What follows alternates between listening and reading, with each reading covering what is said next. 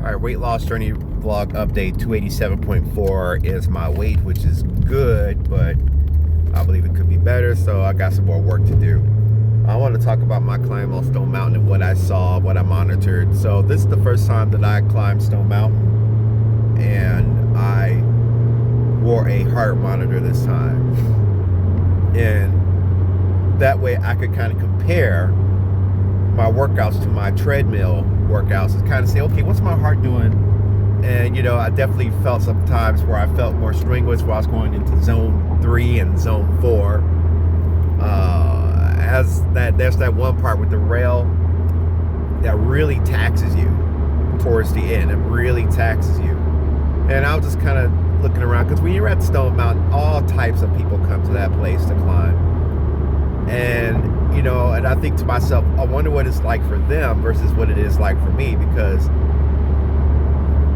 the majority of people who are out there are lighter than me. I won't necessarily say that they're in shape, but I started to think about the correlation between the legs and the health, because I was trying to communicate with ChatGPT about the correlation between being overweight and heart health, and why it's more challenging for me. But I do think I did reap the benefits from doing the training that I did, because I was able to I was worked, but I took a short pause that I kept going. But I also paced myself too by doing smaller steps, by keeping a small gait in my steps. And I said, okay, if I keep the gait small, I could be more consistent with that, tapping into more of that sustainable zone 2 type of thing, even though I was in zone 3. And I could look on the app and see which part of the workout where I was climbing that part the steepest, because the heart rate was really up there for zone 4. And I was like, man, it's got to be easier for people who are lighter to climb this thing. I remember I took a friend up there one time. She was very skinny, and I imagine that maybe climbing that mountain was not probably as a hard thing to do, but I think you have more of a physical advantage if you're lifting less weight up there compared to the rest of your body. When you have more fat on your body, you're moving more dead weight. And because you're moving more dead weight, and also talked about how the heart has to pump more blood through more things, because the fat requires oxygen too. Isn't that something, that the fat in your body requires blood and requires oxygen? So that's more air that your lungs have to bring in to put oxygen in those parts of the body that are dead weight.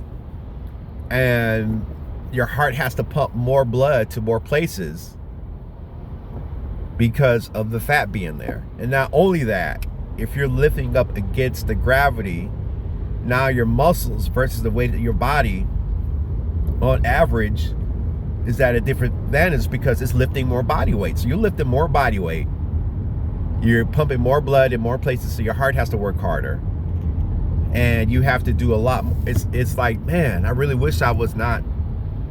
I wonder what it's like to do that kind of climb at 200 pounds. I'm very curious about that. Would it be easier?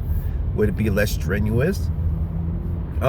Because I see people climbing that thing, and I'm seeing these young couples, they're doing it, man.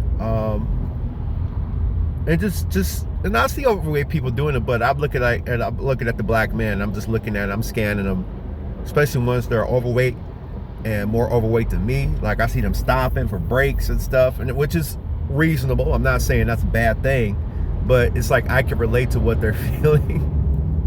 And some were at a higher body fat percentage than me. And it's a strenuous thing, and you have to be prepared to do that. You can't just jump on that thing and go. Or taking another friend, and this person was not as in shape. They really struggled to get up there. They did it, but they needed a lot of periods of rest. They needed a lot of periods of rest to get through this. And it was tough. And it just sort of made me really reflect on being in shape, and just, man, really wishing I could do that climb more efficient. And I did get up there in 35 minutes. So and that's a mile distance. It's a mile distance. And I did get up there in 35 minutes. I expected it to be 40 or 45 minutes. I may have tracked the workout. It took longer than that. Because there are times where I did have to rest because it was just an off day. I was just off.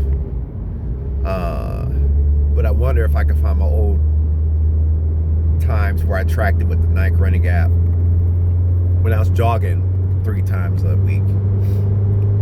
But I gotta say that it's a very interesting experience. It's challenging.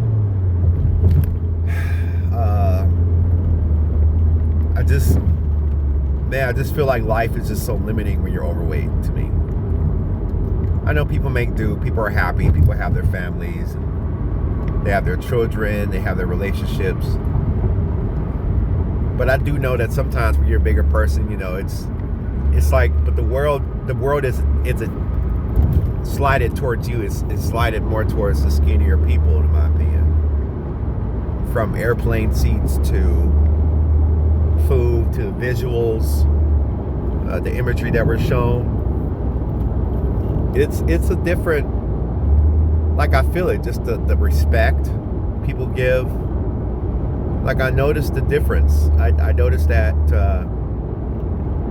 the difference is there, and I see that, and I notice that. I'm like, what's the deal here? What's going on here? What are we doing? Why is it different? But overall, it's a very constructive climb. I tracked it all. I did about 1,000 calories on the way up and back down. 600 on the way up. 635 minutes. That's not bad. 35 minutes when I do about 532 on the incline. Yeah, I do about 500 calories worth of work on an incline of 3, incline of 5 or 6 now, for speed of 3. And I do that about 32 minutes. Stair climber is a whole different monster. I think the stair climber will even train you better because it really works that cardiovascular. But man, just having an extra body fat on you, I think it limits your mobility. I think it just causes limitations, and then I think it just causes more challenges. Like, you could get through challenges, but like, you have less challenges if you left overweight. Like, life is going to have challenges where you're big or small, but you can reduce the amount of challenges if you're not overweight. I'm still like a 30% body fat, still have a very high BMI. People say I wear it well, and I just wear it well. I don't want to wear it well. I want to be rid of it. But that's my thoughts. I'll see y'all next video.